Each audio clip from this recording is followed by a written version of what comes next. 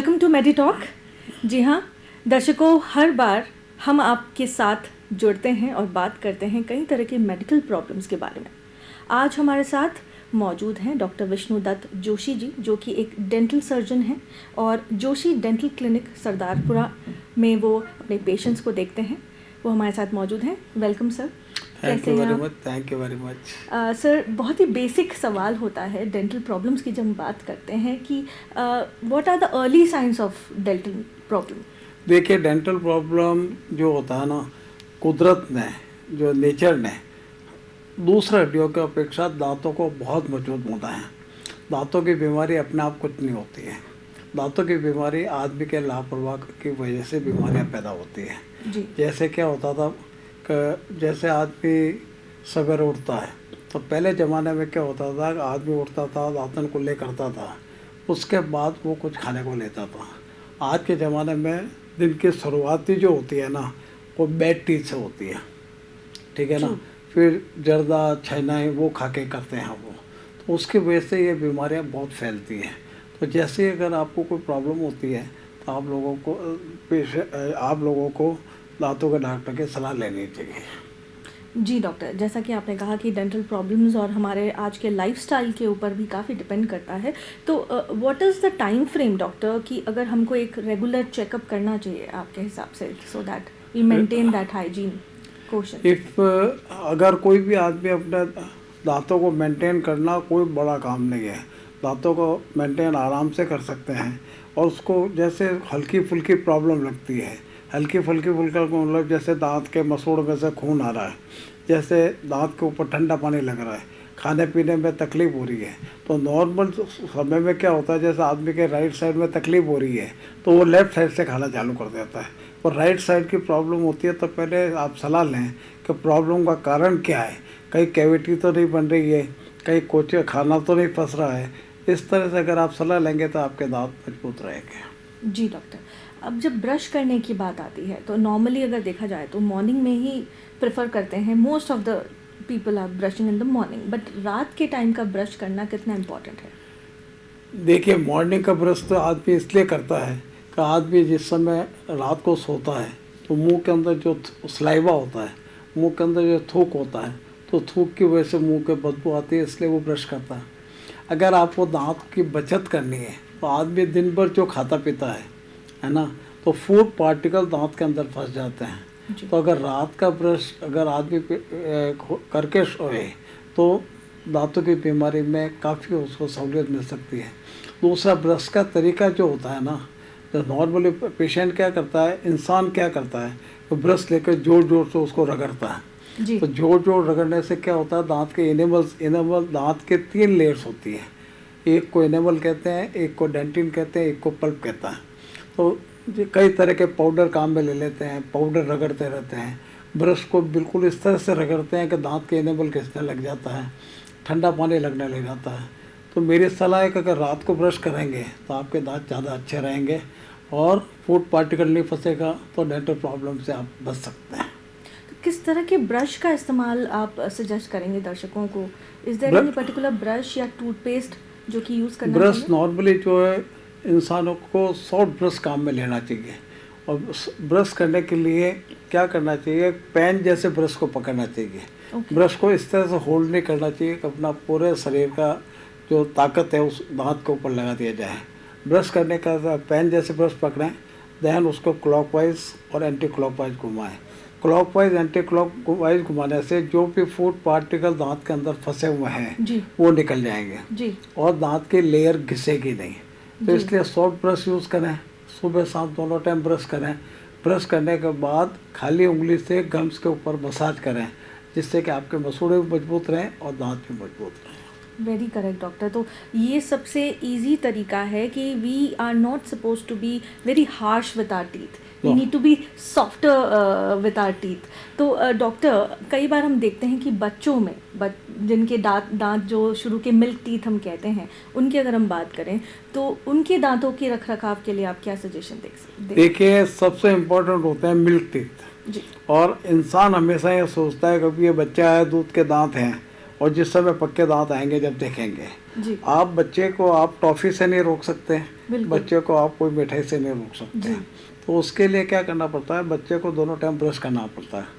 Second बात क्या होती है, जैसे कई बार देखा होगा आपने, कई इंसान बच्चे के दांत टेढ़े मेढ़े हो रहे हैं। तो टेढ़े मेढ़े क्यों होते हैं कि दूध का दांत गिरता नहीं है ना, और पक्का दांत आ जाता है। जी तो वो घर वाले ये सोचते हैं ये जब भी गिरेगा जब जाके डॉक्टर से मिलेंगे, जी जब तक दांत टेढ़े मेढ़े हो जाते हैं। जी और दांत टेढ़े मेढ़े होने का मतलब क्या है, बच्चे का चेहरा क्रूप हो जाता है बिल्कुल और उसके अंदर हीन भावना पैदा हो जाती है। बिल्कुल। जैसे दांत के गिरने की एक उम्र होती है, जैसे नीचे के दांत हैं, जी है ना, दूध के दांत 6 साल में गिरेंगे, ऊपर क्या है वो 7 साल में गिरेंगे। इस तरह 12 साल तक ये दांत गिरते रहते हैं और दांत आते रहते हैं। जी आप लोगों को कभी भी लगे कि अभी ये ऊपर से कोई दांत आ रहा है जी या, तो उस समय डॉक्टर को दिखाओ, जिससे कि दूध का दांत निकालते हैं और वो जो परमानेंट दांत आ रहा है वो अपने ओरिजिनल जगह चला जाए, जिससे बड़ा होने के बाद उसमें हीन भावना पैदा नहीं हो। उसके बड़ा होने के बाद ऑर्थोडोंटिक ट्रीटमेंट नहीं करना पड़े।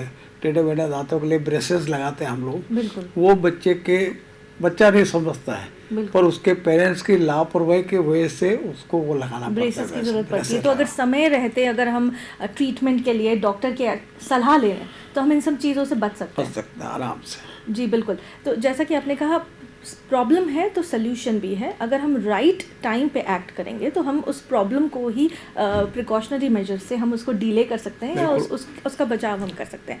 तो डॉक्टर हमने बात की बच्चों की, अब अगर हम बड़ों की बात करते हैं तो बड़ों जब ब्रश करते हैं कुछ लोग फ्लॉस भी करते हैं, तो क्या आप रिकमेंड करते हैं फ्लॉस करना? फ्लॉस को मैं रिकमेंड नहीं करता। मैं फ्लॉस को रिकमेंड नहीं कर सकता, इसलिए नहीं करता कि एक अगर डेंटल सर्जन है वो भी फ्लॉस जो है ना, फ्लॉस वो प्रॉपर नहीं कर पाएगा। पेशेंट के ऊपर फ्लॉस करने, तो फ्लॉस की ज़रूरत जब पड़ती है जबकि फूड पार्टिकल आदमी के गम्स के अंदर फंसते हैं, दांत के अंदर फंसते हैं। तो उसके अंदर क्या है, फ्लॉस का एक तरीका है कि अगर कोई फंसता है तो पहले तो वो देखिए कि where there is any interdental space और where there is a cavity in the tooth. Because of the cavity the food particle lodges in the teeth and you go for the flossing and there is no use of the flossing. Flossing अगर proper नहीं की जाती है तो flossing की वजह से gums cut जाते हैं। जी तो फ्लॉसिंग भी अगर करना है तो डॉक्टर से सीखो फ्लॉसिंग कैसे करना है। ट्रू। पहले तो ये मालूम करो कि whether the food why the food particular lodges, food particle इसके अंदर फंस क्यों रहा है। जी क्यों, अगर कोई चीज़ फंसेगा तो आप फ्लॉसिंग करेंगे ना। बिल्कुल एक नॉर्मल इंसान तो फ्लॉसिंग करेगा नहीं। बिल्कुल। तो इसलिए पहले वो लीजिए, उसके बाद अगर गम्स नॉर्मल हैं, दांत के अंदर कैविटी नहीं है, तो फूड पार्टिकल कहीं फंसता नहीं है, तो then what is the use of the flossing, I don't true know. True. तो एज एन व्हेन अगर आपके टीथ हेल्दी हैं you don't need a flossing basically. There is no need of the flossing. Right. तो मैं एक बार दर्शकों को बताना चाहूँगी कि अगर आप हमारे डेंटल सर्जन से कोई भी सवाल करना चाहें तो आप हमें कॉल कर सकते हैं 9828032424 पर। तो डॉक्टर जैसा कि आपने कहा कि फ्लॉसिंग आप रिकमेंड नहीं करते हैं, लेकिन कैविटीज़ की अगर हम बात करते हैं तो उसका फॉर्मेशन क्यों होता है, एंड अगर हो जाता है तो what is the first step they should do? Cavity का फॉर्मेशन होता है normally when the food particle lodges in the teeth in between the tooth, when the food particle lodges then the cavity start from the proximal side. Proximal means in between the two teeth. और उसका patient को मालूम नहीं होता है जी। तो अगर कैविटी की स्टार्टिंग होती है तो उसके अंदर परमानेंट फिलिंग करके उसको रोक सकते हैं। और जैसे कुछ पेशेंट क्या होता है कैविटी के अंदर वो फंस रहा है, वो फ्लॉसिंग से टूथपिक से कैसे भी करके वो फूड पार्टिकल निकाल रहा है, पर उस इंसान को ये मालूम नहीं है कि ये दांत अंदर ही अंदर अंदर ही अंदर ये कैविटी को बढ़ता जा रहा है। जब कैविटी ज़्यादा बढ़ जाती है, जबकि 3 लेयर मैंने आपको बताया 3 लेयर होती है जी। तो पहला इनेमल होता है, सेकंड डेंटिन होती है, थर्ड पल्प होती है। जी। तो डेंटिन होती है, इनेमल होता है। जैसे आपके कैविटी स्टार्ट हुई तो then you feel the first food particle lodges in the tooth, second you feel the cold sensation on the tooth. उसके बाद भी पेशेंट के ये मालूम नहीं पड़ता है पेशेंट को अभी प्रॉब्लम होती है। तो कैविटी जैसे राइट साइड में हुई तो patient stop the biting from the right side और वो लेफ्ट साइड से चालू कर देता है और उसका वो खाना पीना एक लेफ्ट साइड से भगवान ने 2 रास्ते दिए ना, जी, एक बिल्कुल। राइट दिया एक लेफ्ट दिया। तो अगर बिल्कुल। राइट साइड में अगर कोई प्रॉब्लम हो रही जी। है तो पहले दांतों की सलाह लो। जी। अगर स्टार्टिंग में कैविटी है जी। तो उसको नॉर्मल फिलिंग करके रोक सकते हैं। जी। अगर तीसरी लेयर तक अगर कैविटी चला जाती है तो दांत आज के ज़माने में निकालना तो दांतों का डॉक्टर का फेलियर है।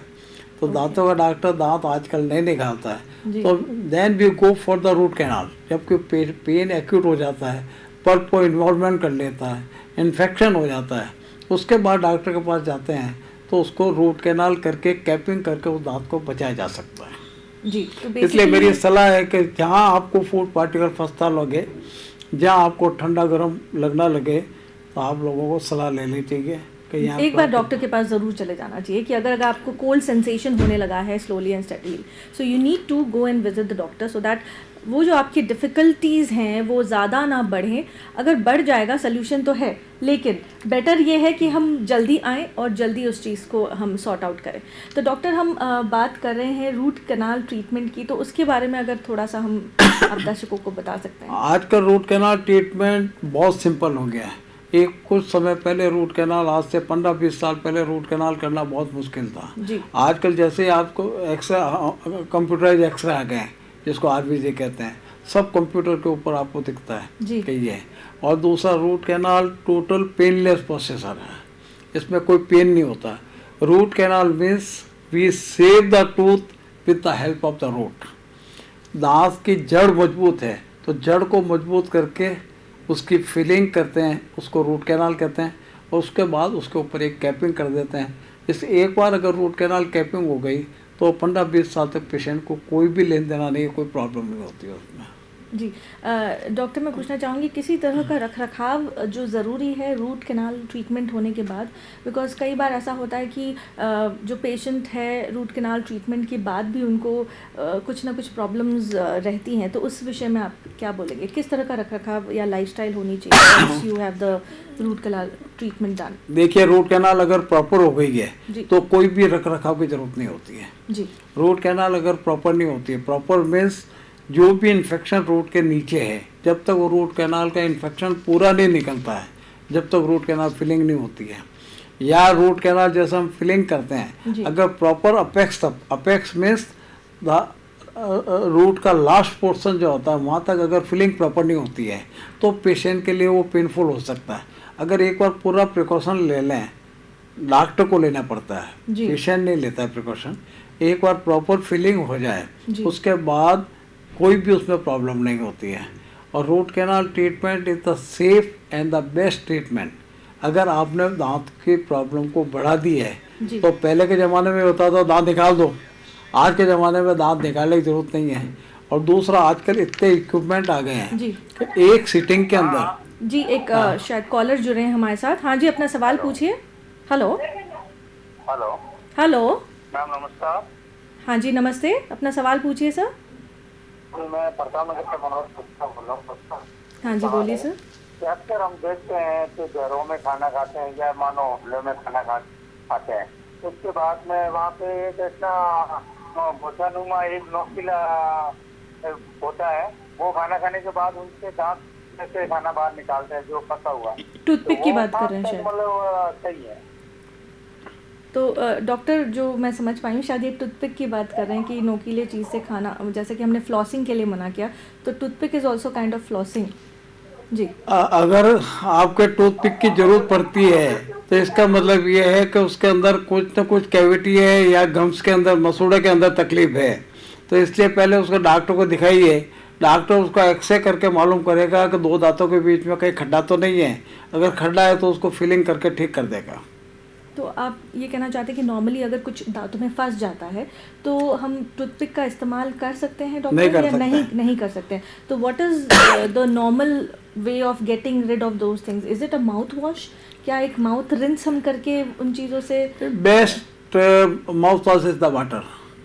जी। अगर कोई फूड पार्टिकल फंस जाता है जी। तो आप टूथपिक की जगह आप उसको आराम से कुल्ला करिए, जी। और फिर भी अगर नहीं निकलता तो हल्का सा ब्रश करके उसको निकाल दें, जी। तो वो दांत आराम से ठीक रहेगा।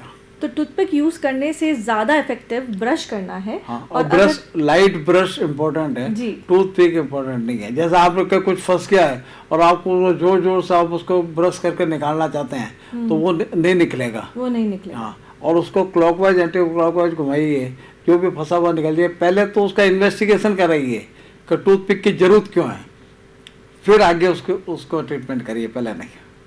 जी, गॉट इट डॉक्टर। तो जैसा कि हम बात कर ही रहे हैं कि flossing and toothpicks are not very good for teeth, right? Brushing and that too anticlockwise and clockwise, और वो भी बहुत ही सॉफ्ट हाथों से अगर आप करेंगे तो वही सबसे बेहतर तरीका है दांतों को साफ़ और हेल्दी रखने का। डॉक्टर, मैं यहाँ पूछना चाहूँगी, काफ़ी लोग पीलेपन से भी काफ़ी ग्रसित रहते हैं कि उनके दांत काफ़ी येलोइश होते हैं, तो उसका क्या रीज़न है एज वेल एज उसका क्या इलाज है? उसका रीजन है, जैसे अपने जोधपुर है, जोधपुर के अंदर आपको पीले दांत कम मिलेंगे जी। और जैसे आपका बालोतरा, बाड़मेर, भीनमाल यह बेल्ट है, उसके अंदर आपको पीले दांत मिलेंगे, लाल दांत मिलेंगे, उसके ऊपर काली परत धीरे धीरे एज के साथ साथ उसका कलर चेंज हो जाता जी। है। उसको हम फ्लोरोसिस कहते हैं।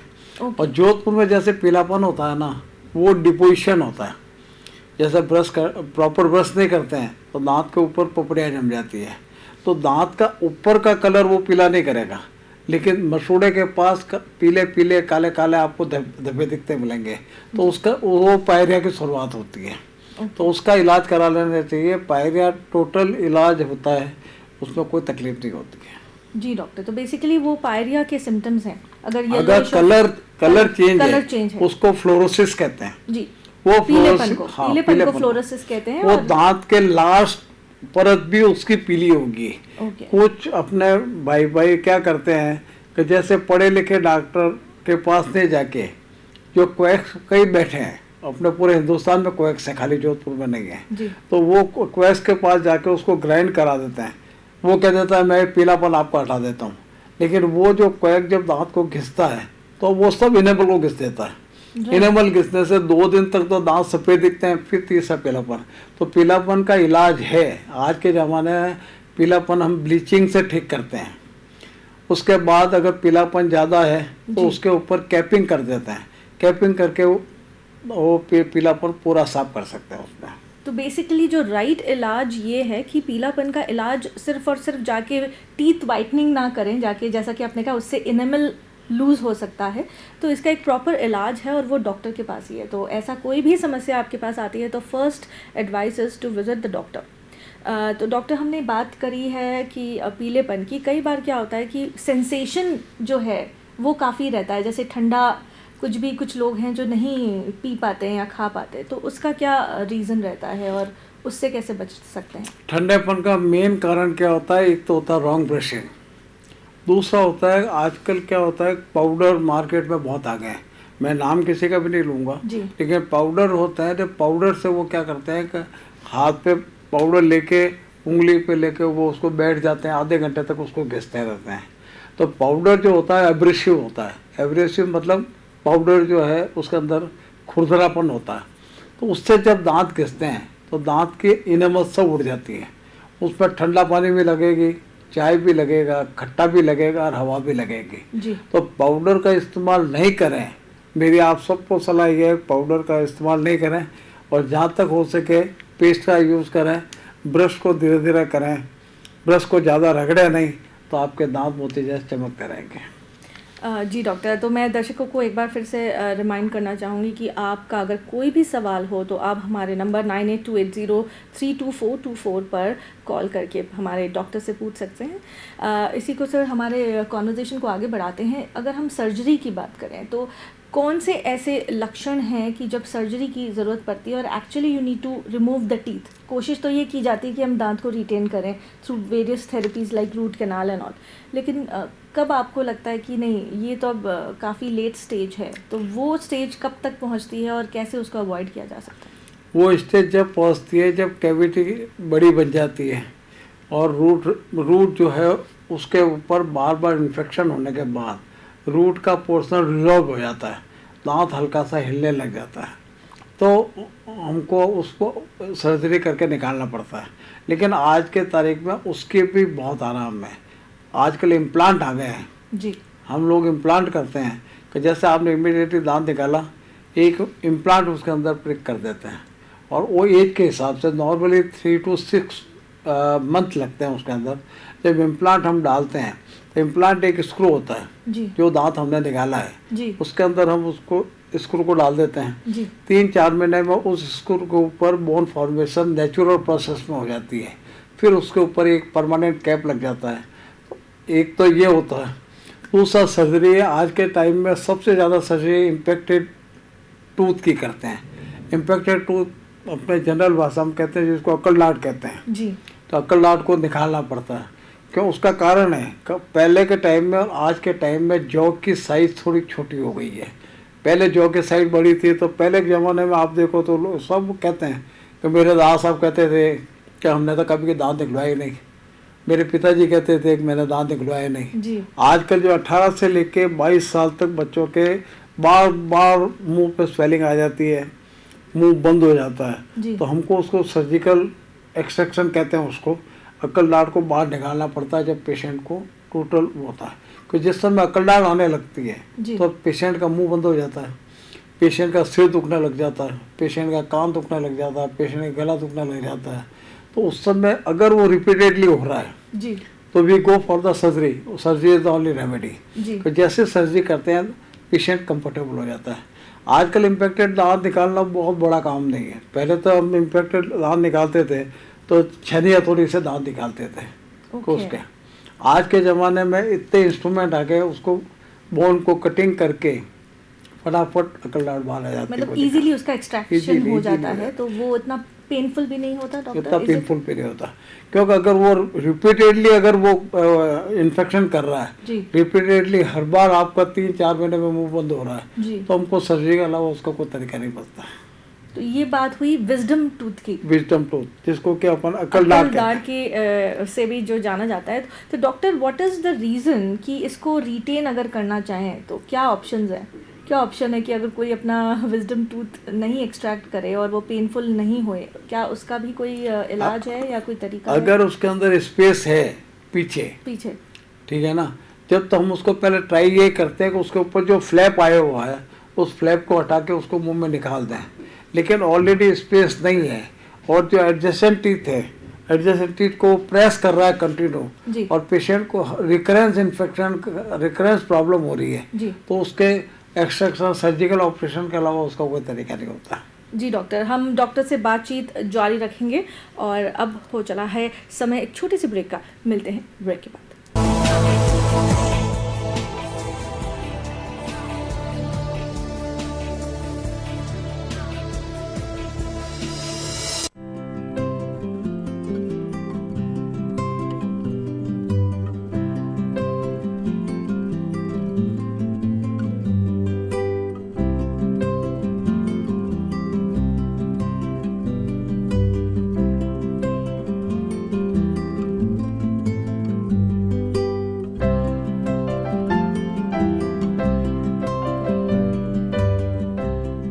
नवंबर में मुझे अटैक आया था और मेरा परिवार वाले और उनका हमारा सन का फ्रेंड जायडस में ले गया। जायडस हॉस्पिटल में मुझे एंजियोग्राफी किया। संदीप अग्रवाल जी डॉक्टर है जो कार्डियक का सर्जन है, और मेरी बाईपास सर्जरी बहुत अच्छी तरह से हो गई। वहाँ 1 वीक में रहा, बाद में मुझे डिस्चार्ज किया। आफ्टर 1 मंथ मैं अंबाजी यात्रा पे गया। आफ्टर 2 मंथ्स मैं गोपुर, वृंदावन, मथुरा 1 वीक के लिए गया। अभी मैं नॉर्मल रूटीन डाइट में मेरा चल रहा है। Agarwal ji at the time of operation दिन में 4 दफ़े वो विजिट करता था। मुझे नई ज़िंदगी मिल गई, ऐसा मुझे आज महसूस होता है। अभी मैं नॉर्मल रूटीन लाइफ में हूँ। मैं स्कूटी भी चलाता हूँ, सब्जी वगैरह भी लेके जाता हूँ, ग्रोसरी लेता हूँ, सब कुछ मैं रूटीन वर्क पहले से ज़्यादा अच्छी तरह से करता हूँ। और मुझे जायडस में बहुत रिजनेबल चार्ज से मुझे ट्रीटमेंट किया, इससे मैं बहुत खुश हूँ। बहुत बहुत शुक्रिया अदा करता हूँ।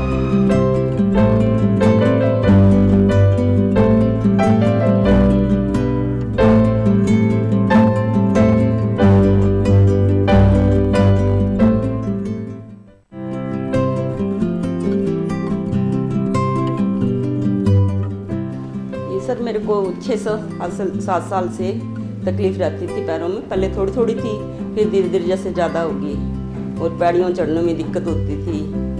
अब जैसे जैसे समय बीतता गया वैसे वैसे ज़्यादा होता गया। दवाई लेने की कोशिश ऐसे ही सोचते हैं दवाइयों से ठीक हो जाए, पर जब बिल्कुल आराम नहीं आया उन्हें, फिर उसके बाद फिर उठाना ही पड़ेगा। हमारे गंगानगर से 2-3 ने करवाया है, तो जब उन्होंने ये सलाह दी सर्जरी तो बिल्कुल ठीक होगी। जैसे ठीक है, मेरे 1 हफ्ता हो गया, अब मैं ठीक हूँ। स्टिक से भी चल सकती हूँ, बिना स्टिक भी कदम रख सकती हूँ। डॉक्टर ने बहुत कोशिश की, उसने जैसे एक्सरसाइज करना और करना, पौड़ियों में भी चढ़ाया 3-4, और उसने पूरी फेवर किया, पूरा रिस्पॉन्स दिया था इस चीज़ का। Thank you Zydus hospital.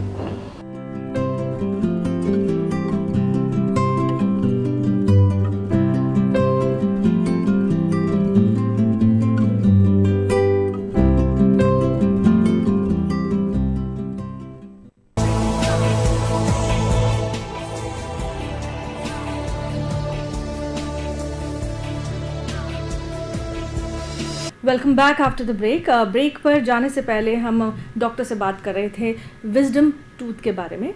मैं एक बार आपको फिर से बताना चाहूँगी कि आज हमारे स्टूडियो में मौजूद हैं डॉक्टर विष्णु दत्त जोशी जी, जो कि एक डेंटल सर्जन हैं। आपके अगर कोई भी जवाब या आप चाह रहे हैं अपने सवालों का, तो आप हमें कॉल कर सकते हैं 9828032424 पर। तो डॉक्टर, हम बात कर रहे थे विजडम टूथ के बारे में। अलग अलग लोगों के साथ अलग अलग एक्सपीरियंस रहता है। जैसा कि हम बात कर रहे थे कि कई लोग ऐसे हैं जो कि अपने पूरे उम्र निकाल लेते हैं, लेकिन उनको विजडम टूथ होने के बावजूद भी किसी भी तरह का दर्द नहीं होता। लेकिन कुछ केसेस ऐसे हैं जहाँ पे काफ़ी दर्द होता है और हमें उस टीथ को निकालना पड़ता है। तो लेट्स कंटिन्यू दैट। आप बताइए कि जिनको हम रिटेन कर सकते हैं, तो वो कौन कौन से केसेस है जहाँ पे विजडम टूथ को रिटेन किया जा सकता है और कौन से केसेस में उनको निकालना पड़ता है? ये देखिए, हम लोग जो है ना मैडम, सब कुछ करते हैं वो एक्सरे के ऊपर डिपेंड करता है जी। कि एक्सरे में दांत की पोजीशन क्या होती है। कई दांत हैं जो बिल्कुल सोए हुए होते हैं, जिसको कि हॉरिजेंटल इन्फेक्शन कहते हैं। ओके। वो हॉरिजेंटल इन्फेक्शन होता है जब पीछे दांत नहीं होता है। जैसे ये दांत हैं और दांत इस तरह आजकल 40% आदमी है जिसके के दांत में हॉरिजेंटल इन्फेक्शन होता है। हॉरिजेंटल इन्फेक्शन में क्या होता है कि ये दांत जिस समय इरप्ट होता है, जिस समय ये दांत आने लग जाता था, इस दांत को प्रेशर करता है, क्योंकि पीछे स्पेस होती नहीं है, वो दांत सीधा हो नहीं सकता जी, क्योंकि स्पेस नहीं है। इसलिए तो ऐसे दांत अगर रेगुलरली प्रॉब्लम करते हैं तो हमको we go for the surgery.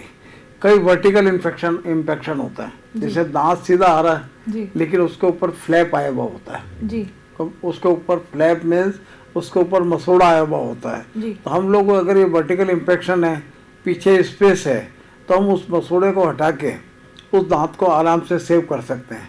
लेकिन कुछ मेरे 39 साल की प्रैक्टिस में मैंने ये देखा है, कुछ ऐसे पेशेंट है जिसकी उम्र 70 साल है, 80 साल है, लेकिन वो दांत हॉरिजेंटल इन्फेक्शन में नीचे पड़ा हुआ है, वो ऊपर के दांत को प्रेस नहीं कर रहा है, ठीक है ना। तो उसमें वो उसको पेशेंट को पूरे लाइफ प्रॉब्लम नहीं कर रही है उसमें, तो वो दांत पड़ा रहता है, उसमें दिक्कत नहीं होती है। इन्फेक्शन जो है ये एक डर था कि ये बड़ा ऑपरेशन है, ये कोई बड़ा ऑपरेशन नहीं है, क्योंकि आजकल इतने इंस्ट्रूमेंट आ गए हैं, उसको आराम से बोन को कटिंग करके दांत को निकाल देते हैं। पेशेंट सेकेंड डे अपने नौकरी पे जाता है, कोई दिक्कत नहीं होती है उसमें। तो we have basically solution for every problem doctor, because of the technological advancement also. उसको पहले के ज़माने में और आज के ज़माने में एक फ़र्क है। जैसे अब कई पेशेंट आते हैं कि हमारे पिताजी के 100 साल तक मुंह में दांत थे, कोई आता है कि मेरे पिताजी के 110 साल की उम्र में हुए, उसके दांत मुंह में थे जी। उसका कारण क्या है? उस ज़माने में और आज के ज़माने में रात दिन का फ़र्क है। रात दिन का फ़र्क ये है कि पहले ज़माने में जब हम लोग छोटे थे तो हमारे पिताजी हुए, हमारे दादाजी हुए, हम जितने भी बुजुर्ग आदमी को देखते थे, वो 2 टाइम खाना खाते थे, वो न चाय पीते थे, वो दूध पीते थे, न वो पिज़्ज़ा खाते थे, न बर्गर खाते थे, न डोसा खाते थे। आज के ज़माने में आदमी एक जगह जाता तो चाय पीता है, दूसरी जगह जाकर ठंडा पीता है, तीसरी जगह जाकर मीठा खाता है। उसके बाद खाना खाने के बाद जो थालियाँ आती थी वो गोल थालियाँ आती थी ऊपर से ये, तो खाना खाने के बाद जो बुजुर्ग आदमी है वो मुंह में उंगली डाल के जितने भी फूड पार्टिकल थे वो सबको बाहर निकाल देते थे।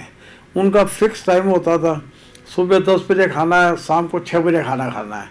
आज के टाइम में लाइफ स्टाइल तो टोटल चेंज है। आदमी आजकल क्या खाता है, कब ब्रश करता है, उसको कोई टाइम भी नहीं है। वो दौड़े जा रहा है और काय के लिए दौड़े जा रहा है वो उसी को मालूम नहीं है कि मैं दौड़ किसके लिए रहा हूँ। Very true sir, very true. तो आजकल के भागा दौड़ की ज़िंदगी में अपना ख्याल रखना फर्स्ट प्रायोरिटी होना चाहिए। आजकल भागा दौड़ की जिंदगी में इंसान ने अपने आप कर रखी है। वो दुनिया का सब काम करता है जी। लेकिन उसको कहते हैं कि भाई ब्रश कर ले, कि साहब रात को ब्रश करने का टाइम नहीं है। तो ब्रश करने का टाइम नहीं है तो खाना खाने का टाइम कहाँ से आया, पिक्चर देखने का टाइम कहाँ से आया। लेकिन अपने आप को आजकल व्यस्त दिखाने की इंसान की एक आदत पड़ गई है। तो लेकिन अगर आपके दांत स्वस्थ हैं तो आपका शरीर स्वस्थ रहेगा। अगर आपके दांत स्वस्थ नहीं है तो आपका शरीर कभी स्वस्थ नहीं रह सकता है। अगर आपके मुंह के अंदर तो आपके दांत नहीं है जिससे कि आप खाना चबा के खा सकते हैं, जब खाना चबा के नहीं खाएंगे तो आपकी जो ये आते कभी नॉर्मल रह ही नहीं सकती हैं। तो इंसान ने हर चीज़ को बड़ा सोच समझ के बनाया भगवान ने। आंखें देखने के लिए बनाई, दांत चबाने के लिए बनाए। दांत इसलिए चबाने के लिए बनाया, जैसे आदमी दांत चबाता है तो इन दांतों के ऊपर जो कम पड़ता है। जिसके भी मुंह में दांत नहीं होते हैं उसका कभी भी अपना पेट पोर्शन कभी भी नॉर्मल नहीं रह सकता है। या तो उसके गैसेस बनेगी या उसके लूज मोशन होंगे या वो होंगे। इसलिए दांत को स्वस्थ रखो और स्वस्थ रहो, क्यों इस दिन की शुरुआती और रात अगर दिन को साफ करके रखेंगे तो आपके दांत ठीक रहेंगे। और मुंह में जैसे पायरिया हो गया तो मुंह में पस आ रहा है, मुंह से बदबू आ रही है, मुंह से ब्लड आ रहा है। तो मुंह से जिस समय पस आ रहा है तो पस जाएगा कहाँ, जाएगा तो पेट के अंदर ना। तो इसलिए पहले दांत को स्वस्थ रखो फिर आगे काम करो। जी, राइटली सेड डॉक्टर कि लाइफस्टाइल चेंज करना ज़रूरी है। हम मानते हैं कि हम सब काम कर रहे हैं और हमें वक्त नहीं मिलता है, लेकिन दांतों का जो इम्पोर्टेंस आज डॉक्टर ने बताया है वो बहुत ही एक इन्फॉर्मेशन है जो आई ओपनर है हमारे लिए कि अगर दांत रहेंगे तो बाकी सारी चीज़ें भी अपने जगह पर बिल्कुल सही काम करेंगी और इंटेस्टाइन और आपका डाइजेस्टिव सिस्टम भी बहुत अच्छे से तभी काम करेगा जब आपके दांत स्वस्थ रहेंगे। डॉक्टर, यहाँ मैं आपसे ये पूछना चाहूँगी कि कई बार ओल्ड एज में जब दांत गिरने लगते हैं तो उस केस में डेंचर्स का जो यहाँ मैं एक कॉलर लूँगी पहले। हेलो हेलो हेलो, हाँ जी, अपना सवाल पूछिए सर। नमस्कार मैडम, ये मैं डॉक्टर साहब से पूछना चाह रहा था जी कि अभी मेरे को 32 की एज में नीचे वाले दांत आ रहे हैं अभी जी और वो निकल नहीं रहे पिछले 1 साल से जी। और मतलब धीरे धीरे रुक रुक करके निकलते हैं, थोड़ा दर्द होता है, पूरा जैसे जावड़ा पीछे का हिस्सा जो है वो दर्द करने लग जाता है। एक चीज बताइए, बच्चे की उम्र कितनी है? 32 ईयर्स सर। मेरी सर 32। अच्छा, ये आपके क्या क्या तकलीफ हो रही है? दोनों जो दांत है ना पीछे के नए आ रहे हैं पिछले 6-7 महीने से आपके? हाँ, और वो बाहर नहीं आ रहे मतलब अच्छे से, और वो पूरा उसका ऊपर वो मसूड़ा सा है वो छाया हुआ है, उससे निकल नहीं पा रहे बाहर। अच्छा, तो एक बार किसी डॉक्टर की सलाह ली क्या आपने? हाँ, डॉक्टर की सलाह ली थी तो वो बोले कि या तो ये निकल जाएंगे बाहर या फिर इनको निकालना पड़ेगा दोनों को। वो हिल रहे हैं क्या आपके? क्या सर? दांत हिल रहे हैं क्या आपके? नहीं, हिल नहीं रहे, नहीं आ रहे, वो बिल्कुल नहीं रहे, हेल्दी है। जब कभी नींद की दातल करते हैं, कुछ उसको रगड़ते हैं तो 2-3 दिन आराम रहता है, फिर वो दोबारा फिर दर्द करने लग जाता है। अच्छा, इसके ऊपर कभी चोट लगी थी क्या आपके? नहीं, चोट वोट भी नहीं है, दोनों नए आ रहे हैं, आधे बाहर आते थे, आधे नहीं निकल रहे पीछे की साइड, बैक साइड वाले। अच्छा, इसका एक्सरे करवाया था क्या आपने? हाँ, एक्सरे वगैरह सब किया था, सब नॉर्मल है। सब नॉर्मल है? और हाँ, तो पेस्ट को लिखा आपको? क्या सर? इसके लिए कोई पेस्ट लिखा क्या डॉक्टर ने आपको? नहीं, कोई पेस्ट वगैरह नहीं लिखा। हाँ, तो इसमें एक पेस्ट हम आपको बताते हैं, वो पेस्ट करना चालू कर दीजिए आप। अच्छा सर। आप लिखिए इसमें SHY।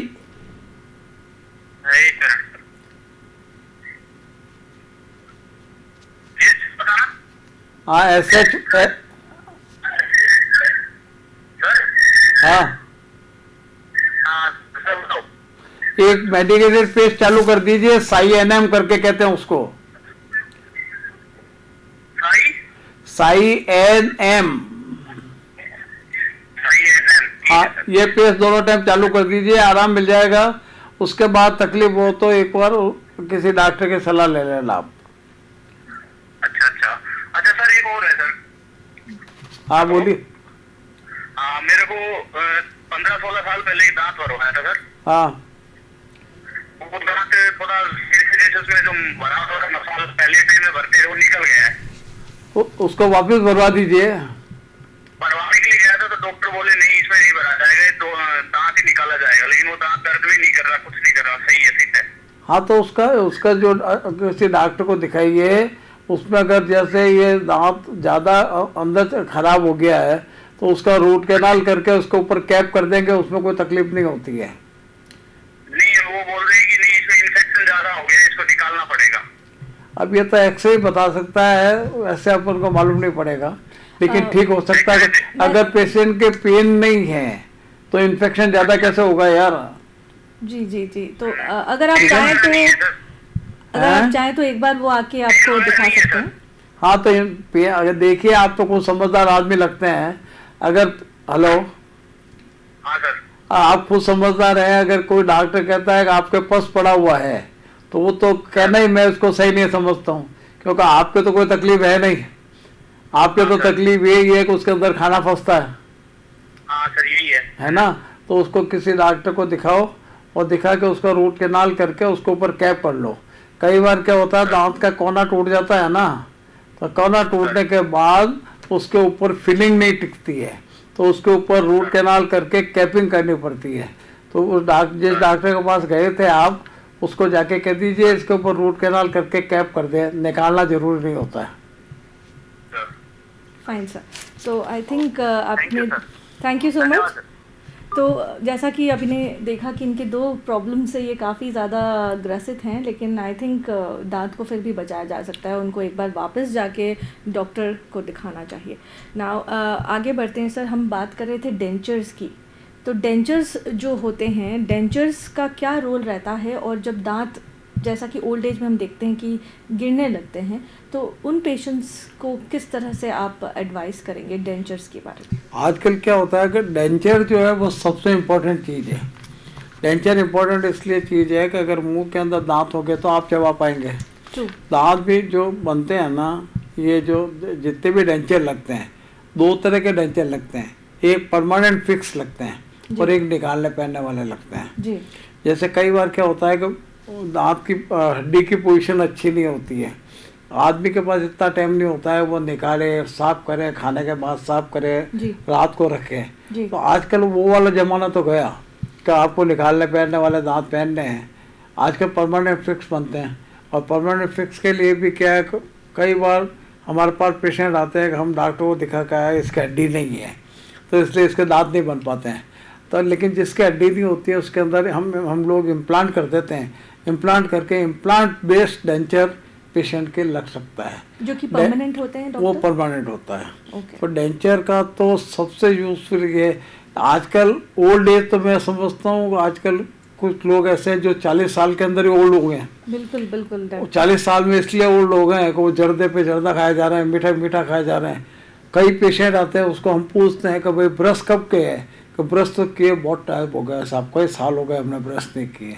तो अगर आप ओरल हाइजीन नहीं रखेंगे, अगर आप आपके दांतों की सफाई नहीं रखेंगे तो एज फैक्टर कुछ तो नहीं आप जल्दी बूढ़े हो जाएंगे। साफ तौर पर मैसेज वही है कि अगर आप अपने दांतों का ख्याल नहीं रखेंगे तो आप उनसे हाथ धो बैठेंगे, और उनकी जगह आपको डेंचर्स का प्रयोग करना पड़ेगा, जो कि आर्टिफिशियल टीथ की कहलाता है। और आर्टिफिशियल टीथ आज के ज़माने में आर्टिफिशियल टीथ होते ही नहीं है।